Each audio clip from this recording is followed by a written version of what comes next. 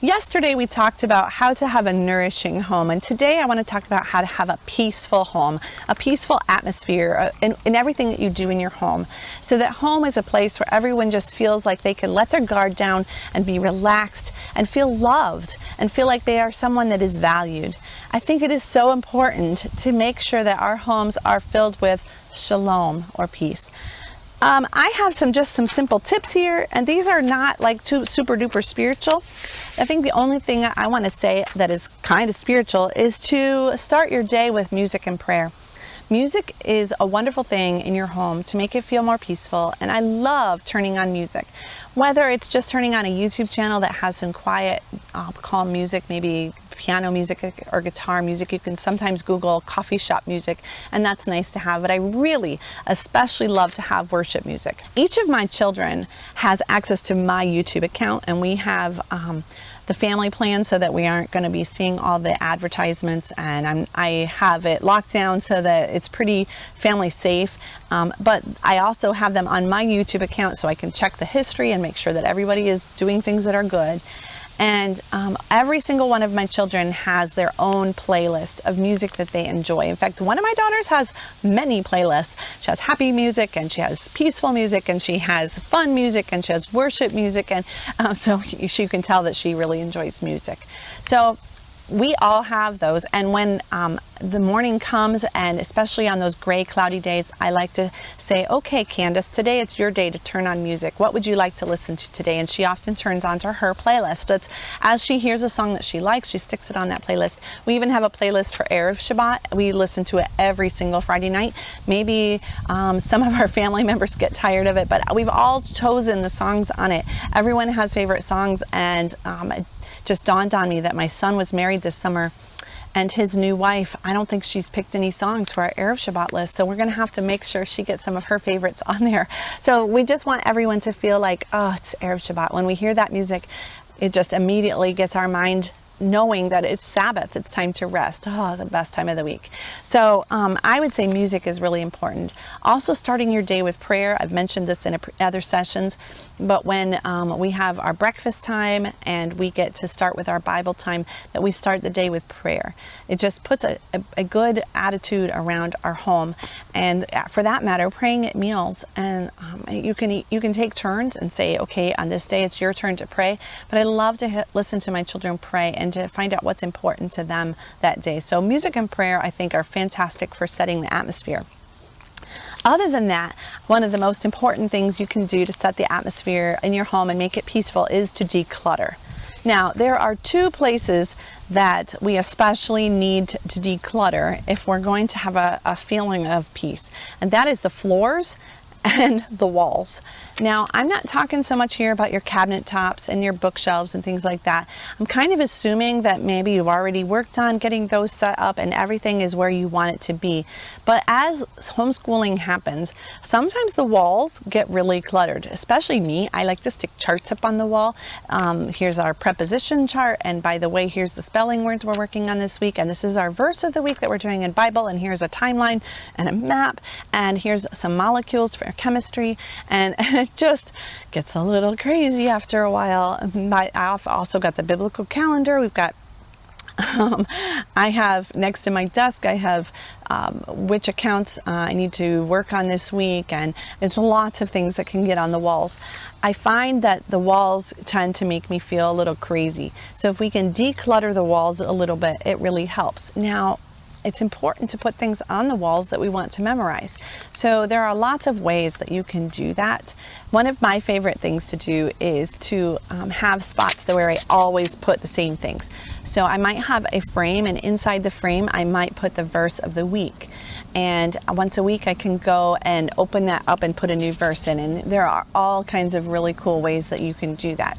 Another thing would be to have a small frame with a piece of white paper inside, and then you can take a colored dry erase marker and write right on the glass in front of it, and that's a really good way to do something, and you could change that out every week.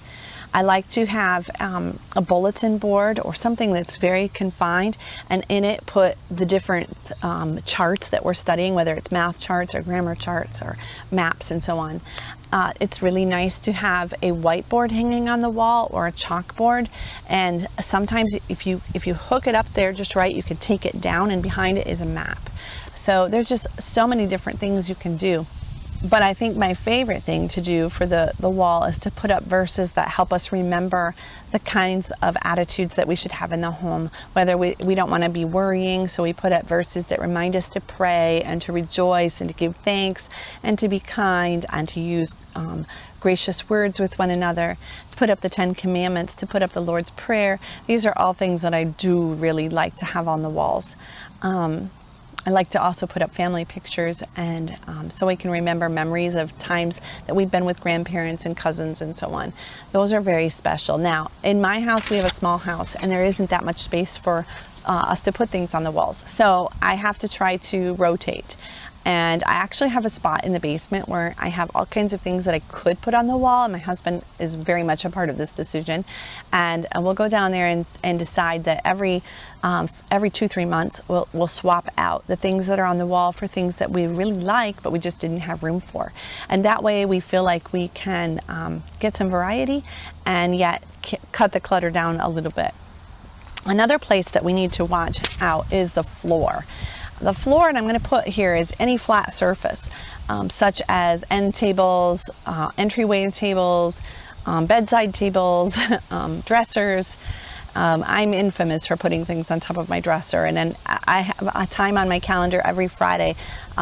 I put away laundry we did the day before, and I also look at the top of my dresser and go, Anne, did you put stuff up there again? And then I make sure I put it away. So having a time once a week that you declutter those spots is a really handy thing. Maybe that's not the time that you would do it, but that works out good for my schedule. So yes, things tend to park and not get to where they belong. I just find it so fascinating sometimes how a pair of dirty socks can get almost to the laundry basket and can land on the floor right next to the laundry basket, and you're like, really? It would have been 6 more inches and it would have been where it belongs. But I think that's human nature, that we just bring things to a point and stop and drop everything, and then we never put them away. My mom is fantastic at holding a thing in her hand until it belongs, until it's put back where it belongs. And I think that is fantastic. It's something that I'm working on, but it really also helps to make sure that everything has a home. Sometimes things just stay somewhere because nobody knows where to put it. They don't know where it belongs. It doesn't have a home. It's an orphan. And so we need to make sure that everything has a home, a place where it belongs, and that everybody in the house knows where that is. And if we do that, then it's a lot easier to be disciplined in putting it away. Another thing is to make sure that we have things where we use them. So like scissors. We use scissors all the time in school, especially in notebooking. Younger children are using them. So scissors are very important in the house. Another thing would be maybe some whiteout tape, and just so we can correct mistakes and things like that you use in school. You need to have them everywhere that you use them. So scissors, for example, I use scissors in the kitchen to cut up chicken. I'm not going to use the same pair of scissors that I use out for notebooking. And I'm going to keep them in the kitchen, in the drawer, right with my knives. And then I have another pair of scissors on my desk, and my husband has another pair on his desk. And we have another pair out in our shipping department where we ship out books for Homeschooling Torah. And we have another pair for each child in their school bag. And we have another pair in our box where we keep all of our notebooking supplies. I'm trying to think if there are any more. Oh, we have another pair up in the sewing room. So scissors, it's just, they're not that expensive that you couldn't put a pair of scissors at every place that you use them. Otherwise, you tend to find that scissors roam around the house and nobody ever puts them where they go, or they're never where you're going to actually use them. So keep things handy, and it's a lot easier to put things away. I would recommend that you do the decluttering process and the finding a home for everything process with your children. Get their input.